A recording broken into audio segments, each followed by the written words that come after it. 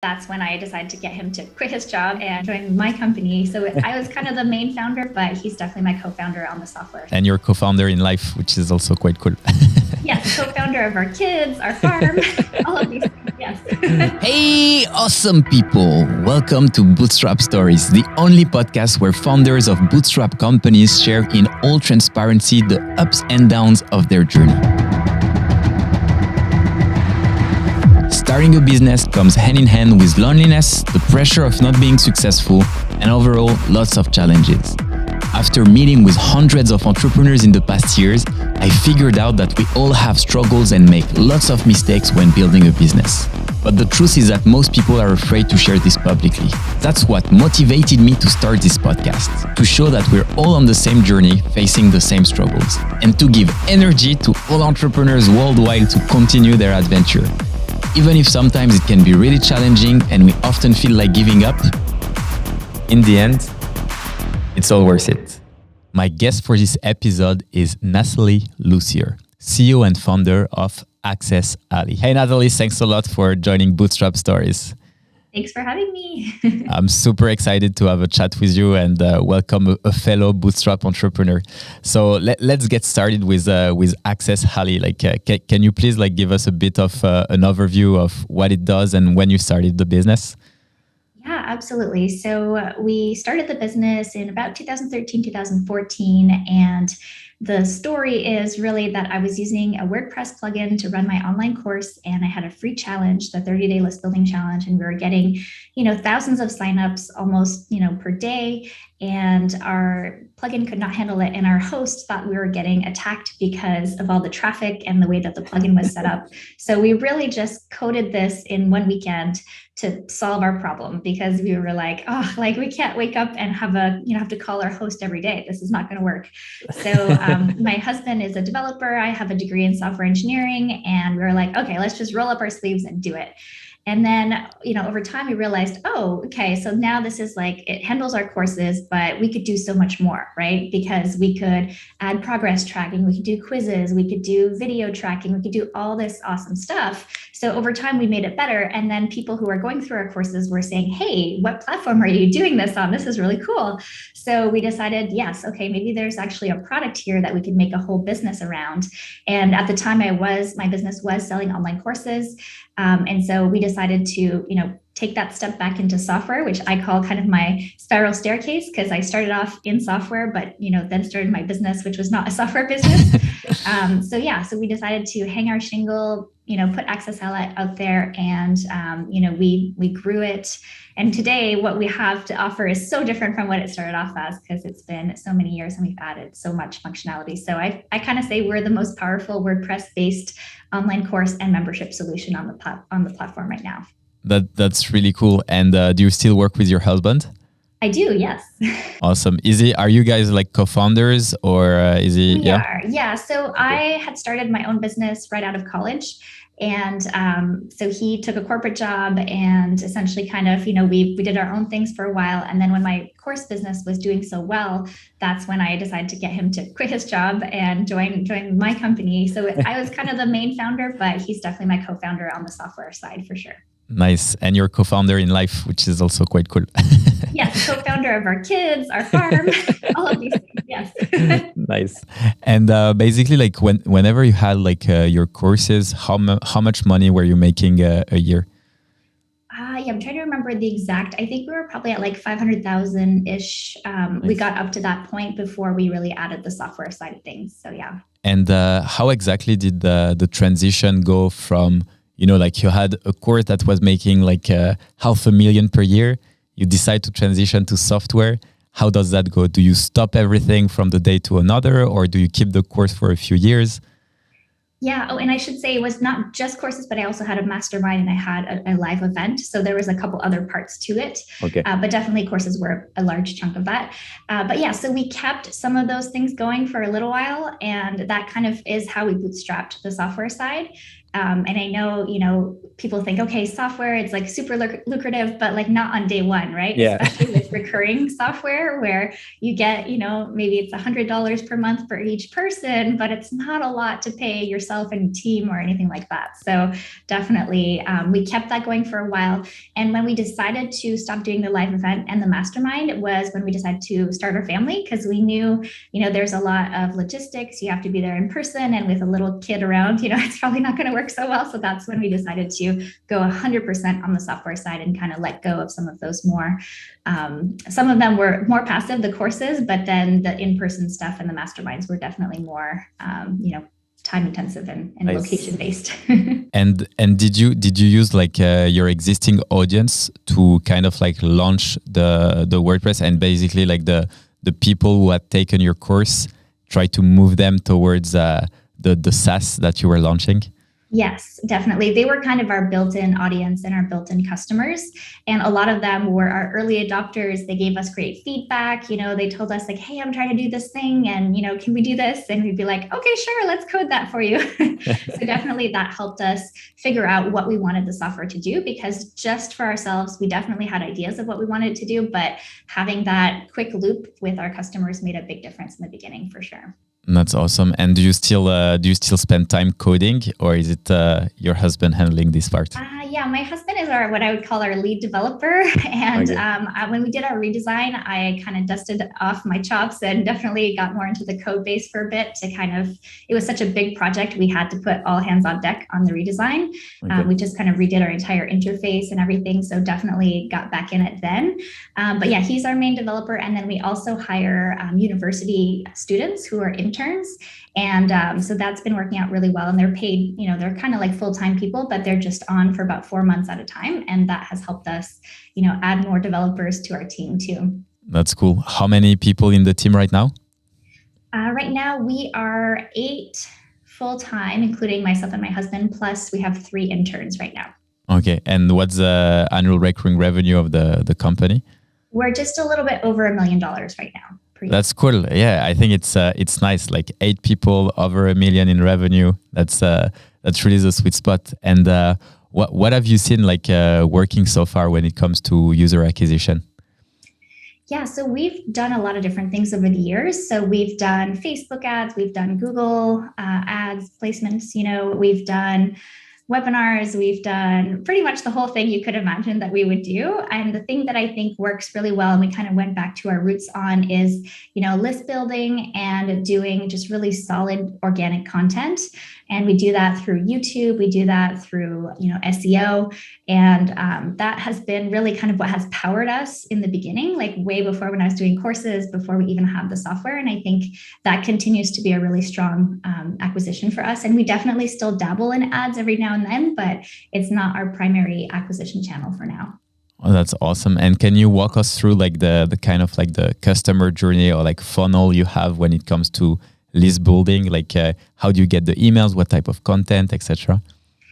Yeah, so this is always a work in progress, right? So we've done all kinds of things. We have our demo. So basically, sometimes people are just really curious when it comes to software. They just want to see it, right? They want to play with it. They want to experience it. So what we have is a demo so people can opt in, and then they're essentially in a course that we built using AccessAlly, so they can kind of play with it, see, they can earn points. And then when they kind of complete this course, they get a discount that they can apply to their license. So we kind of gamified the experience, but also it's the software itself, so they can kind of see what they could create themselves.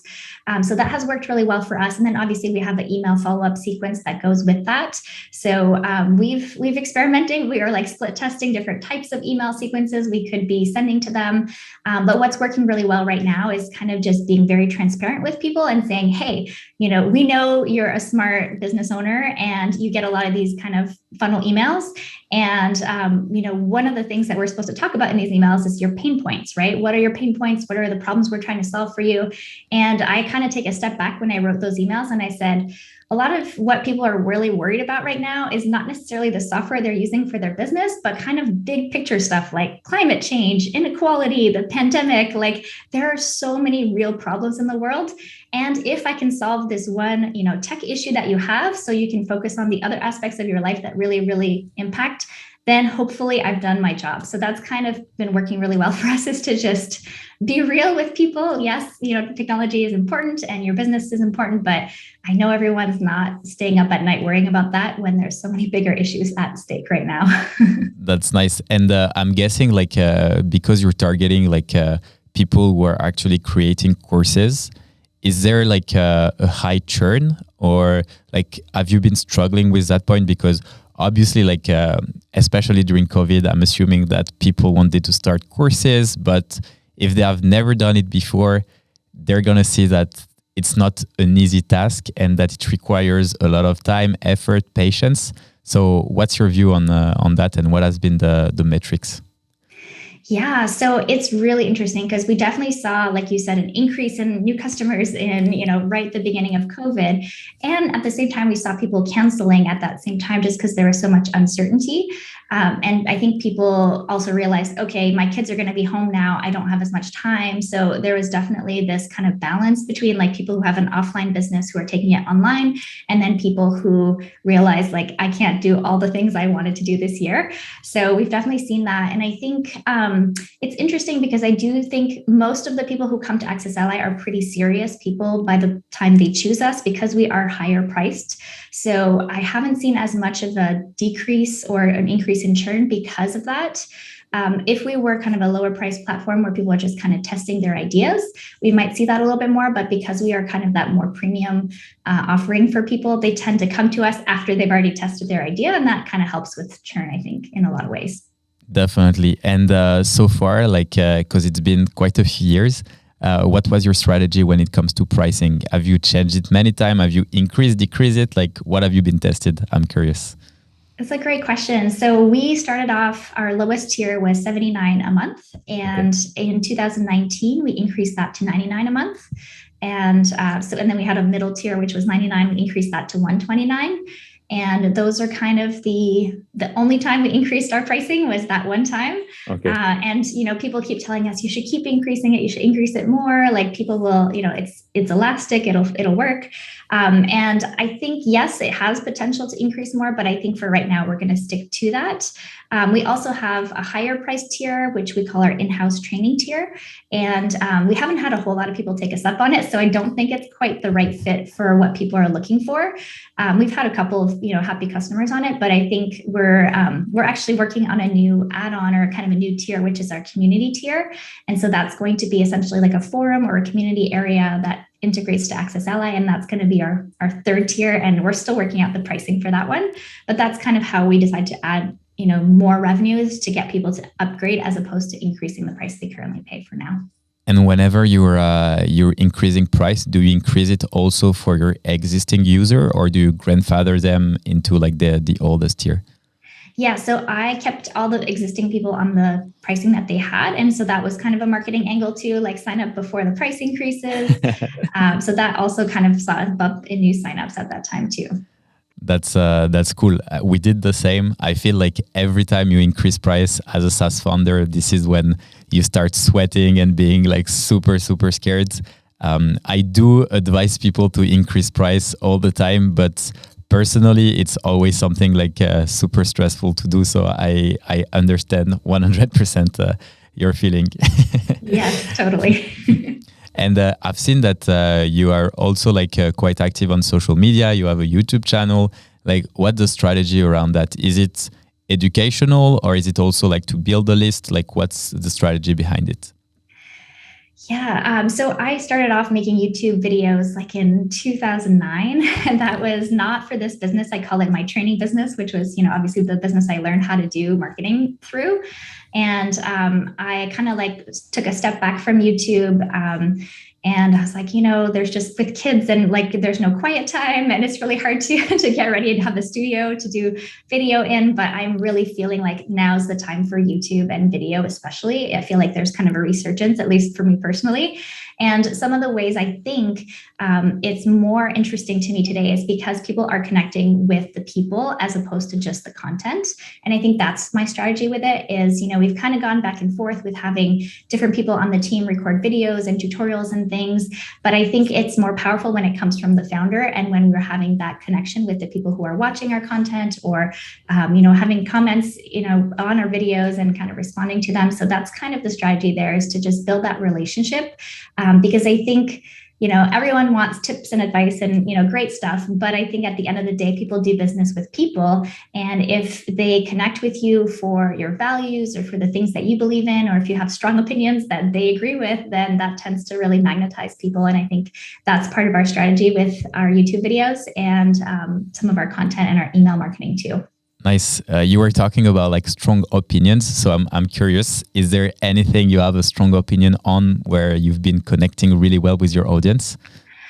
Oh man, I have so many strong opinions, but yes, I think some of the things are definitely around what I will call like kind of equity and, female founders, especially. I feel like there's a lot of talk in so many spaces about like crypto and all of these things, and it's going to democratize everything. And at the moment, it's not really the way it's looking, right? So I feel like just calling out some of those things and being able to say, what, right now, it is not the democracy system that we think it is, and it's not going to solve the problems that we're seeing. So yeah, I have so many issues I could talk about there, but yes. That's cool. No, that's really cool. I think, you're totally right. And I agree with you on that point. I was thinking about your strategy as you were speaking, because you come from a background where you were selling for $500,000 per year, courses, masterminds. So you had kind of like this type of coaching business, and then you moved to SaaS, which kind of like reminds me of the story of ClickFunnels, like with Russell Brunson being really into like this selling courses and having his coaching business on the side, and then building this $100 million+ ARR company. So I'm curious, like you kind of like, you were telling me about the training you made, which is a free training where people, whenever they join, you gamified like the onboarding of your SaaS, which is like really cool. Have you thought of charging this? Have you tested it? Or what is your view on, like having a SaaS, but also continue to make people pay for this coaching or like kind of like courses online?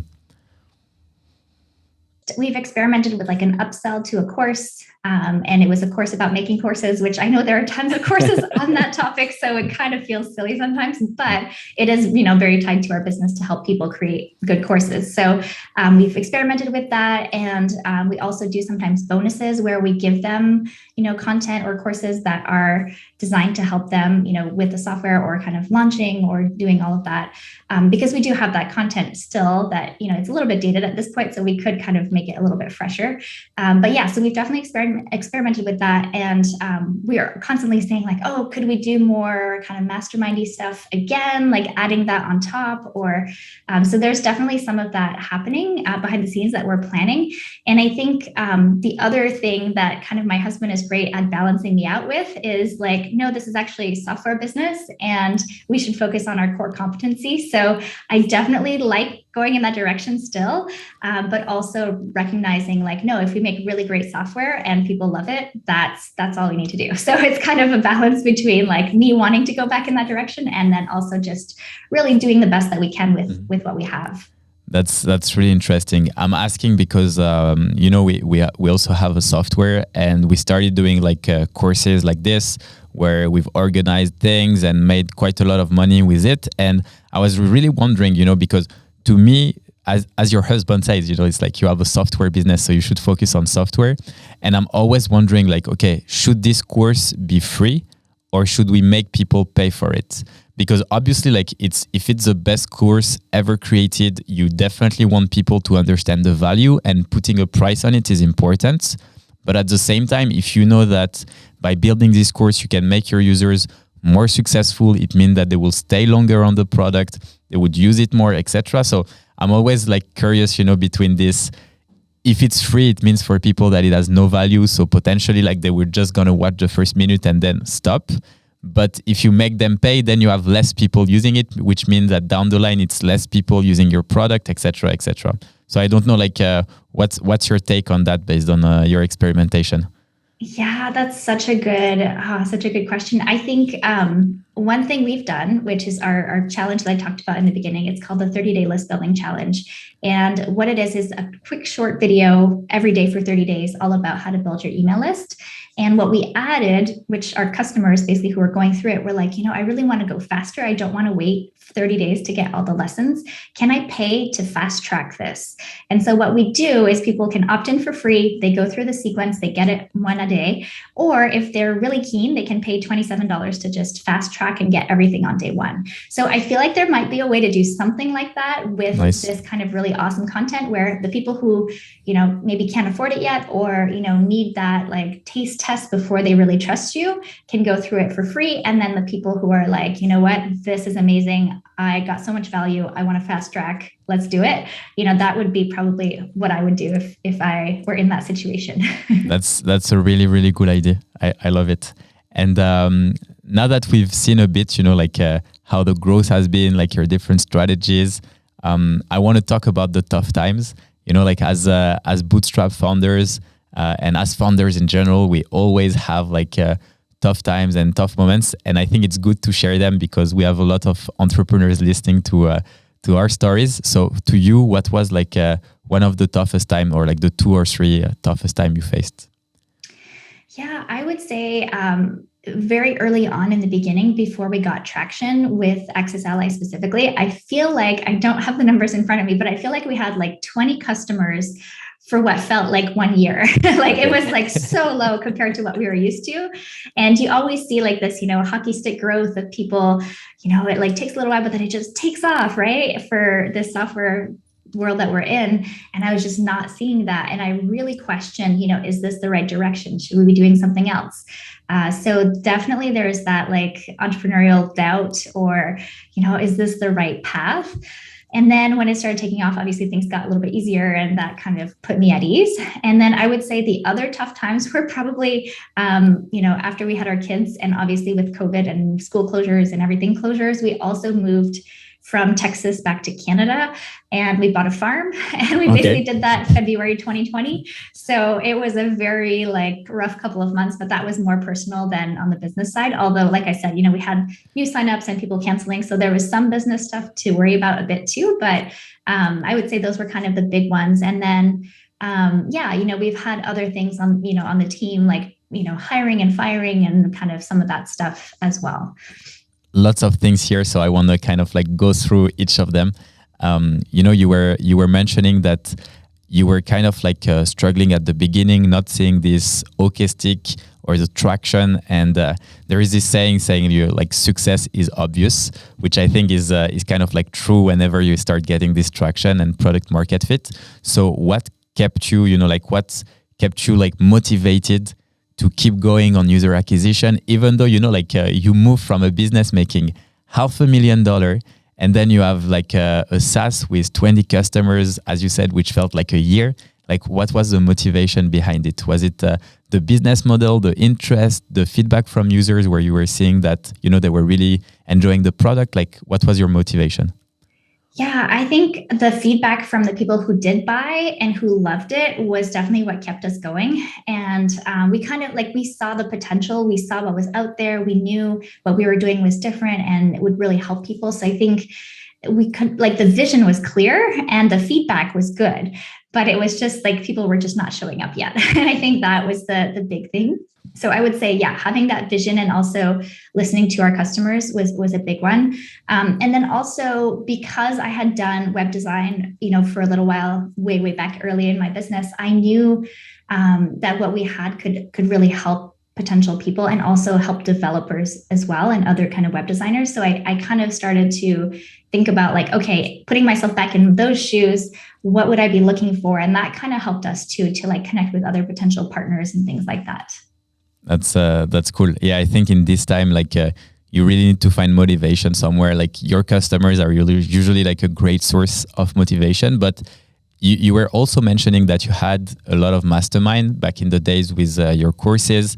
Is that something you continue doing as a founder, meeting with other founders, sharing your doubts, etc.? Is it something you're onto right now, or? Yeah, so I've been part of masterminds for sure. And those were huge for growing my business and just changing my mindset on so many things and just kind of helping with growth in general. And I've participated throughout pretty much my entire like business career through different types of masterminds. Some were paid, some were like self-organized. And right now I am in another sort of type of mastermind for SaaS founders. So yeah, I do feel like there's a lot of potential to connect vulnerably and get feedback from other people who are in the trenches too, because I think things are always changing, and just seeing what's happening and that you're not alone, I think is a really, really big part of keeping going in those harder times, like you said. You piqued my curiosity. So what's the type of mastermind you're in right now? Which is a Yeah, so I'm in Dan Martell's SaaS Academy. So it's not quite a mastermind, but it has a little bit of that vibe going. that's really cool. And you mentioned, you were just above 1 million in ARR, which means that you had to hire a team. But when there is hired, there are also fires. So how exactly did it go? Well, like what were the challenges when it comes to management? Yeah, so this is definitely an area of growth for me personally because I was a university grad. I graduated and started my business right out of college. So I didn't have any like management experience or hiring experience. I had to learn all of this from scratch. And I really realized many times over that, you really have to find the right people. And otherwise, you're going to just have issues down the line. And we've hired the wrong people a couple times. It happens where we're like, okay, we're just going to post this to all the places online, and whoever shows up, we will interview. And if they sound great on an interview, we'll hire them. And then a couple months later, we're like, why isn't it working? And it just didn't get better. And so it was just our process, right? So we've refined our hiring process a lot over the years. And I think that is kind of the key to making sure you have the right people so you don't have to fire them. So that has been amazing.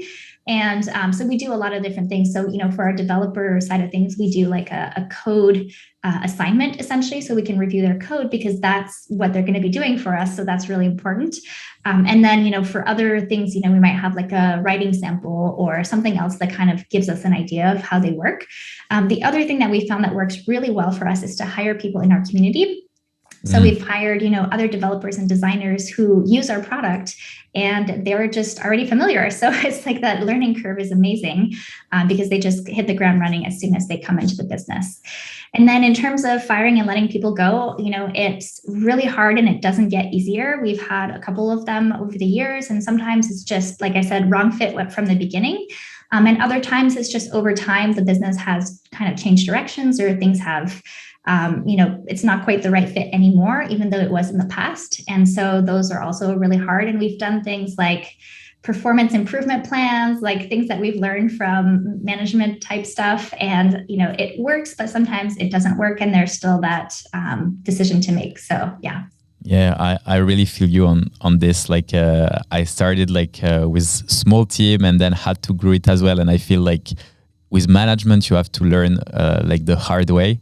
It's only, whenever you're firing people or letting someone go and you feel like shit, essentially, that then it pushes yourself not to do the same mistakes.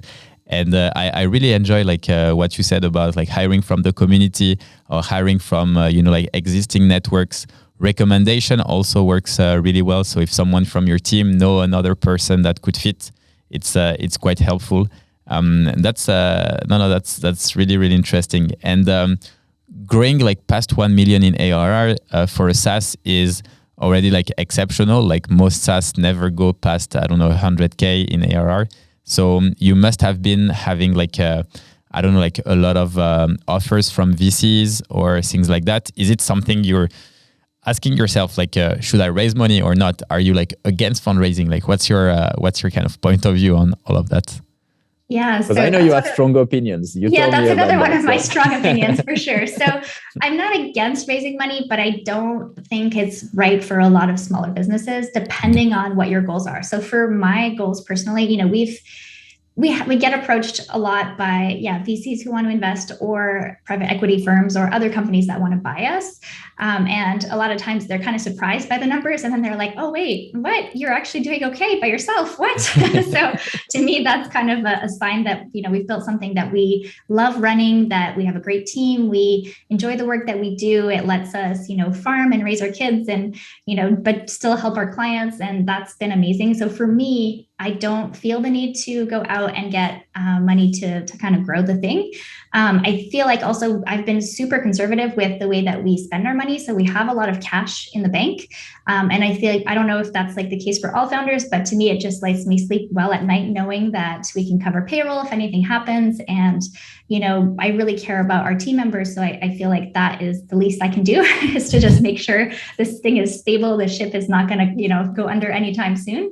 And that to me feels like if we wanted to reinvest, we could do it and we could grow faster. But also at the same time, I kind of have this like very organic growth approach. And I feel like that helps us not burn ourselves out. It helps us make good decisions that are long-term focused, as opposed to just like, okay, we need to get this so that we can pay back, investors, or however numbers work for those kinds of deals.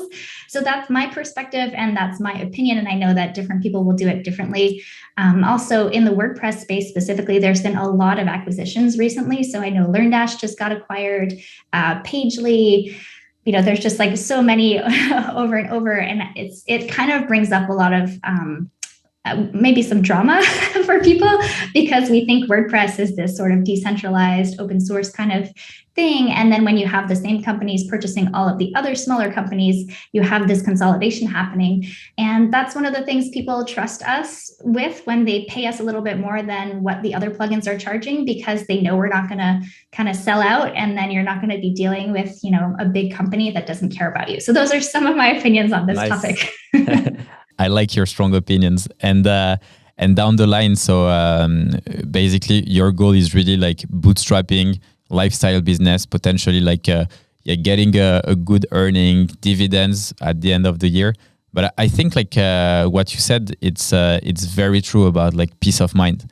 Peace of mind, I think, as a founder is priceless, and that's one of the main advantages of having a SaaS business with recurring revenue, is that, like once you hit that target where you're really like profitable, that you're gonna be able to have everyone on payroll. And if you have a little bit of money in the bank, it can't hurt. So that's really cool. So your goal is essentially like your vision for the next like 5 years or 10 years is really like to keep growing your community and the product. Is that correct?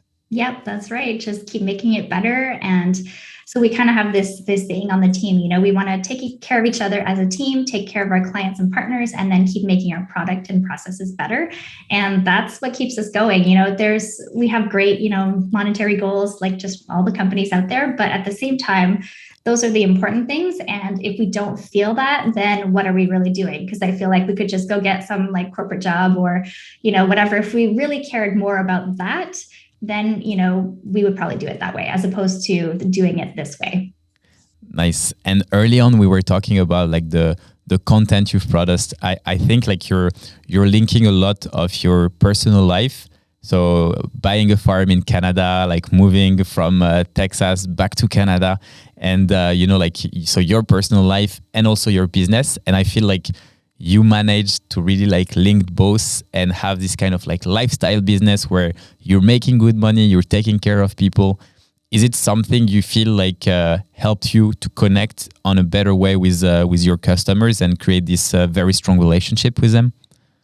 I think so. Yeah. And I kind of want to be that like example for people. So sometimes they're not even customers of ours, but I had someone who we've kind of known each other online for several years, and she has a successful nutrition business. And she reached out and she's like, we want to buy a farm too. Like, do you want to chat? And I was like, yes, like I'm all in for this kind of thing. So, I definitely feel like I want to give that example of, you don't have to do it a specific way. And, definitely early on in my business, I had coaching coaching delivered to me that, you have to look super polished and you need the high heels and the dresses and all of that. And I did that and it worked. And, people, they respect you more because you're professional and you look put together. And I love that. But at the same time, it's okay to have, muddy boots and go out there and feed your chickens and, all of that stuff, because that's what I love. And that makes me happy. So yeah, it's totally cool to whatever range that, what kind of lifestyle you want is totally up to you. And I think being able to show that and be an example for other people who want a slightly different lifestyle than what you're supposed to have, I think is a great thing. And I think that's why I love entrepreneurship, because you can build the life that you want and it's not always easy. I definitely have to share that too. But that is, to me, what drew me to it in the beginning. It's very inspiring. Like, I love your mindset, of saying, okay, like, we're all different. We all aspire to different things. If you can be your true self on social media, people will definitely like connect on a much more emotional level.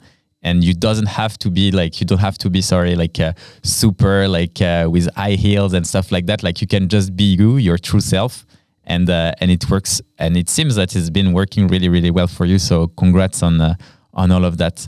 And what's the upcoming plans? Do you have like any like creative strategy you want to set up for your YouTube channel or your other content channel? Like, what's in the book right now? Yeah, I mean, I think really we've kind of been talking about it a little bit, but just having more of those kind of what I'm calling founders blogs.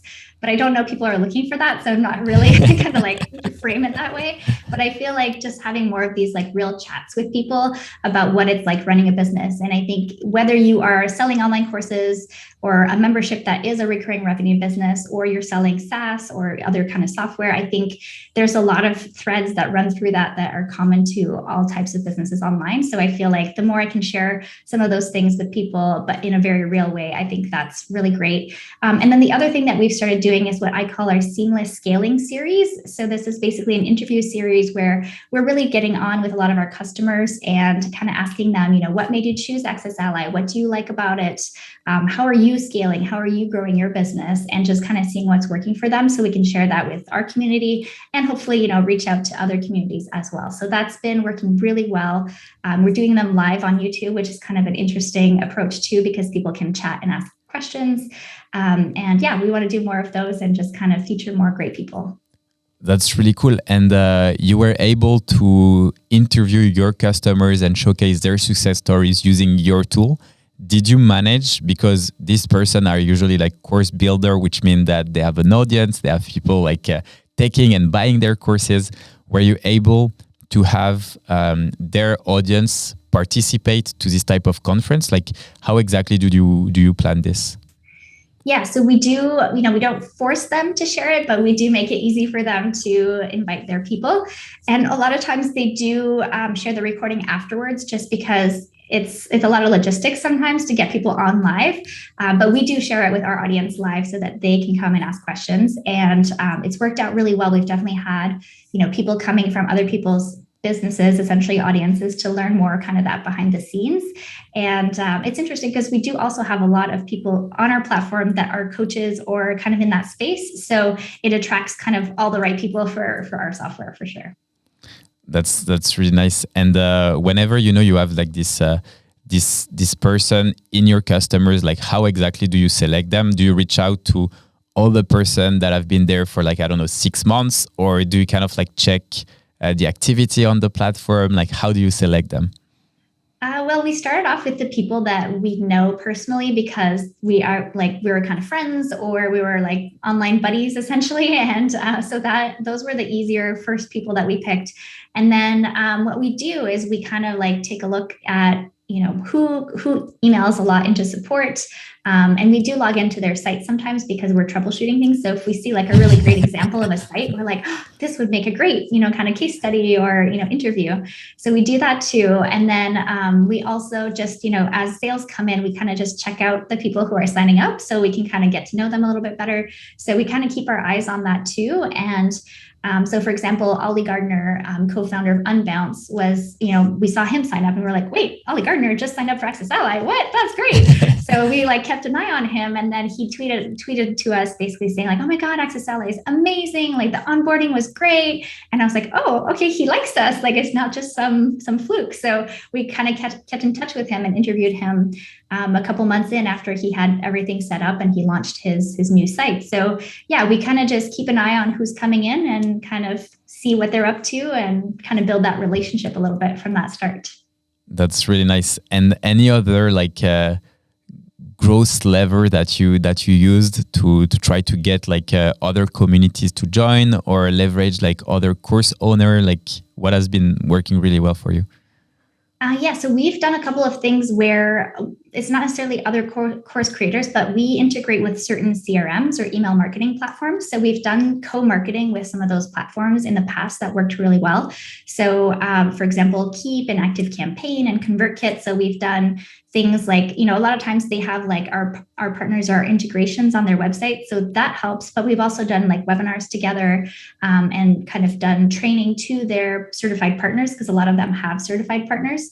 So kind of just training their power users on AccessAlly plus that platform. And that has worked really well to kind of get the word out. And we're not doing them as much these days because it is a lot of coordination.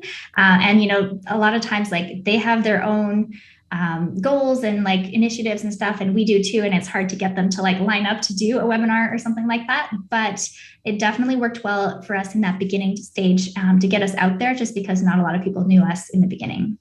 Yeah, I think like partnerships, I was discussing this the other day with the founder of Tiny Seed, who also founded Drip.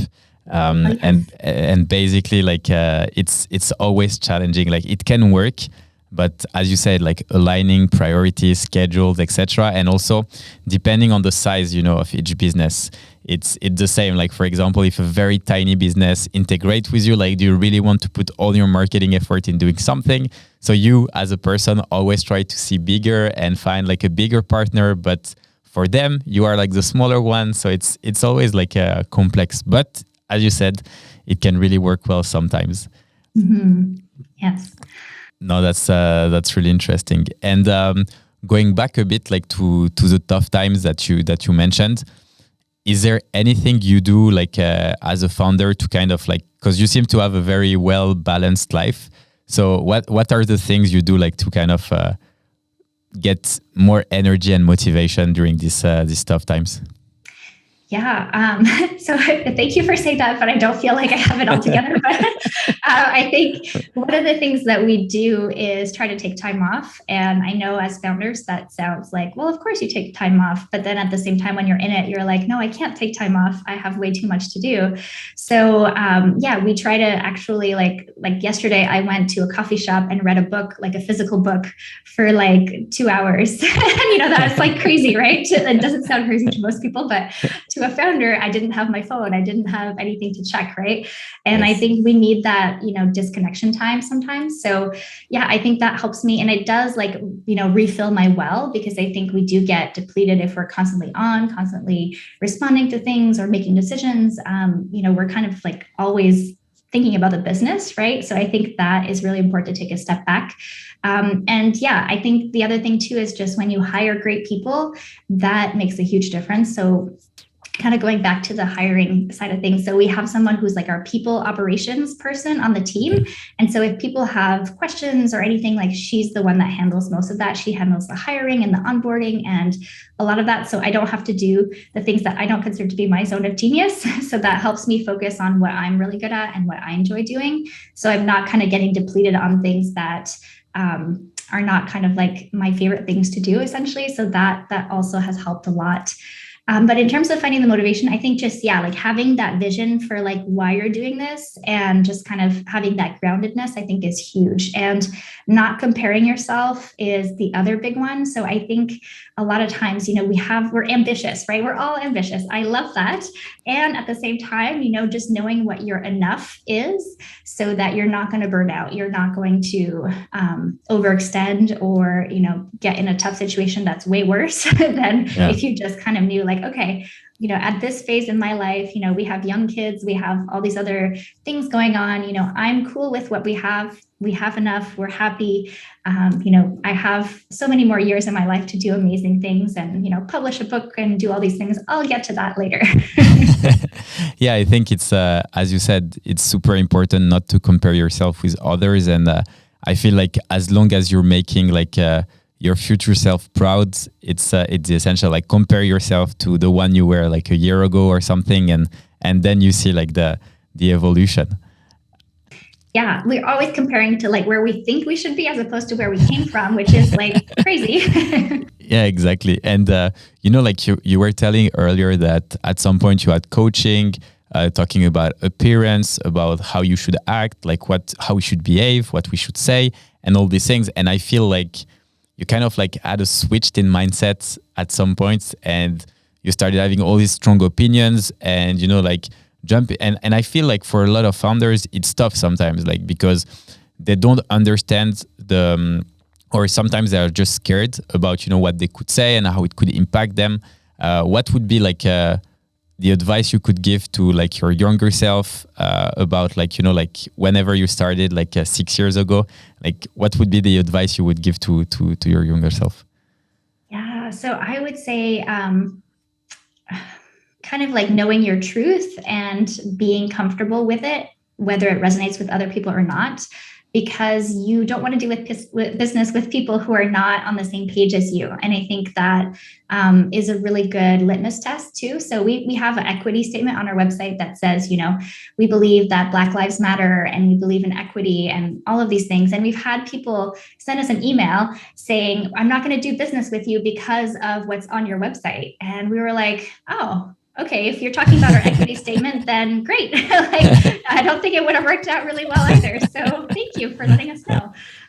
But yeah, so I feel like it's okay to not try to please everybody. And I think, telling myself that too, I think we're like, I don't know if it's all people or just women, but I feel like we're all people pleasers and we want to get all the customers and make all customers happy and make all partners happy. And at the end of the day, it's not possible. So just choosing what are the things that matter most to you, whether that's, your line in the sand of like, I'm never going to cross this line, or this is what I believe so strongly that if, we're on this different page for this, then we're not a good fit.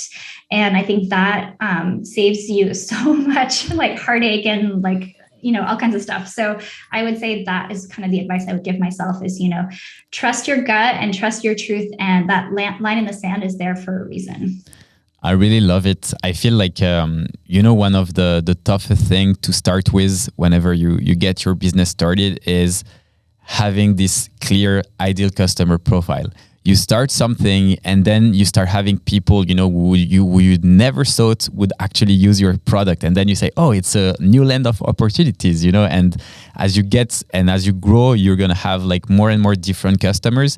And I feel like, as you said, like if you could write down and put a line on the sand, like saying, okay, this is a line I do not want to cross. These are the customers I do not want to work with.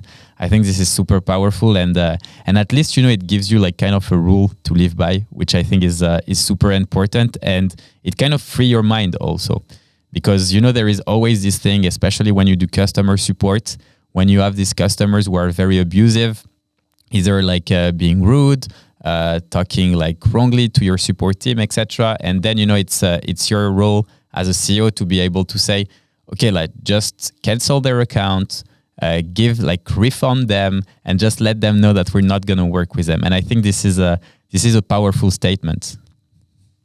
100%. And we've had to do that, not too many times, but we've definitely had to do that. And it feels good to be able to say, hey, we're refusing service. We canceled your account. We refunded you. Please go find something else for what you're trying to do here. Absolutely. Have you felt that we had a few customers like this as well, but have you felt like some of them get really pissed and go like on social media, kind of like trash and talk badly about your company? Or We didn't have that situation. Actually, they just went away and nothing happened. So that was beautiful. Okay, nice. But we have had people, trash us on social, just one person actually. Yeah. And then we tried to follow up with them, via email, and we kind of figured things out. So we've had like a couple of outliers like that, but for the most part, I feel like how you want to be treated is how you are treated. So if you let people get away with things like that, then it will continue and it'll kind of attract more of those kinds of situations. But if you have those strong boundaries, I think people do realize like, oh no, wait, actually, yeah, you're a human being on the other side of the screen answering me right now. I should probably remind myself of that, right? Yeah, I think the part of like reminding people that we are human being, even though like it's a chat and it's not automated, we're actually like real people is super important. Because I mean, like in every software, it's normal that down the line, people might get frustrated at some point. It can be on their end because they had a bad day or whatever, but in the end, you're here to help, and you're also a human, so it's normal to be treated the right way.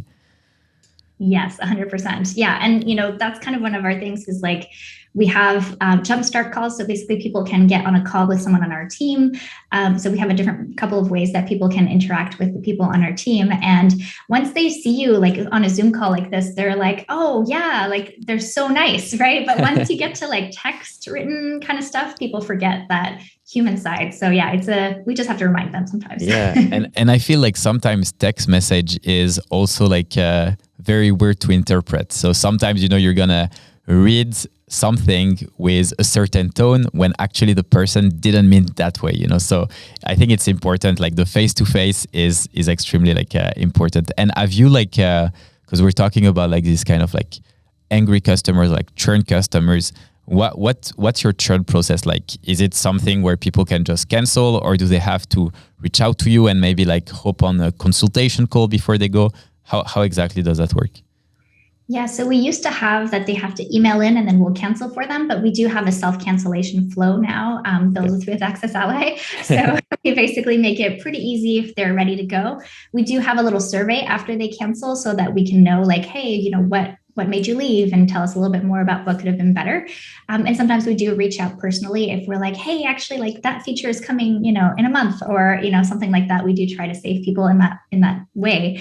But yeah, we also, I feel like giving them that agency to cancel themselves, I think is a really nice thing because I've been a software customer and it's like, okay, yes, now I have to do this email thing. And, it's just an extra hoop that people don't need to have. And a lot of times, if people are happy, they're going to stay on. And if they're not happy or if they can't afford it, then, we don't want them to feel weird about that. So I think it's good to just give them that option. Yeah, I agree. I feel like if you can just live on your own and don't have like 5 emails to send, a postcard, and do a few hoops, then it's much easier. Well, I really enjoyed our chat, and I know your time is valuable, so we're gonna wrap up with 3 questions that I love to ask. Favorite book or podcast, if any? All right, this one, I brought it. So it's called We Should All Be Millionaires by Rachel Rodgers, A Woman's Guide to Earning More, Building Wealth, and Gaining Economic Power. Nice. Can you pitch it to me a bit? Yeah. So essentially it's about, she is an amazing business owner herself. She has a membership program, and I think they're at like the 5 million mark a year, something like that. Nice. So she has a foundation that helps like Black women who want doulas and birth support. So, all of the work that she's doing is super powerful, but this book is especially about, how to build that foundation for yourself, whether it's a career or a business that you're building, so that you have that economic, power to really have agency in your life and do good things. So, yeah. That's really cool. Really cool. Your favorite bootstrap founder and why? Yes. So Laura Roeder, I don't know if you're familiar with her, but she's the founder of Meet Edgar. And then she also has Paper Bell. And why? Because she was one of my first mentors, actually. And Nice. she really helped me get started selling online courses at the time. And she was doing courses at the time too. And yeah, I think she's just an incredible person. And I just love the way she does business and the way that she's founded several software companies, and also similar kind of stories as us. We launched AccessAlly about the same time as Meet Edgar, and her husband is kind of her tech person too, and my husband is my tech person. So I just feel like we have a lot in common. That's really cool. I'm meeting with Laura actually later this month. I'll say hi. Yeah. And final question, what's your favorite thing to do to kind of like regain your motivation? I know you mentioned like reading book in coffee shop, but is there anything else that you really enjoy doing? Gardening is kind of my big thing. So yeah, just planting things and watching them grow. I feel like there's this great quote. I think it's by, I'm going to forget her name, but basically planting a garden is believing in tomorrow. Or believing in the future, because I feel like to plant something, you have to know that there's going to be a tomorrow or a future to come. And I feel like that really just resets everything in my head. So if I'm like, oh, I'm stressed about tomorrow, I'm stressed about whatever, but no, there's actually like good things happening in the future. So I think that is a really good motivator for me. Very bright and optimistic. I love it. Well, Nathalie, thanks a lot for taking the time to have a chat. Where do people can find you, follow you, or have a chat with you if they want to reach out? Yeah, so AccessAlly.com. So that's kind of the hub where everything happens. You can also go to NathalieLussier.com. I'm on Twitter at NatLussier, NathaLussier. And I'm also on YouTube. So if you search for Nathalie Lussier or AccessAlly on YouTube, you'll find me there. And I also have a farm channel. So if you want to see our farm adventures, it's linked from our main channel too. Awesome. We'll put all the links so people can find out in the footnotes. Awesome. Thanks a lot, Nathalie. Have an amazing day. You too. Thank you. Thank you for listening to the Bootstrap Stories, the only podcast where bootstrap entrepreneurs share their journey in all transparency. If you enjoyed this episode, don't hesitate to leave us a review. And in case you want to see the interview, all episodes are live on the Guillaume Moubesh YouTube channel. Check out the link in the description and hit subscribe if you haven't already. Have an amazing day and make sure to also join us in our amazing Bootstrap community where we all helped each other to become successful and grow a profitable business. Take care and talk to you soon.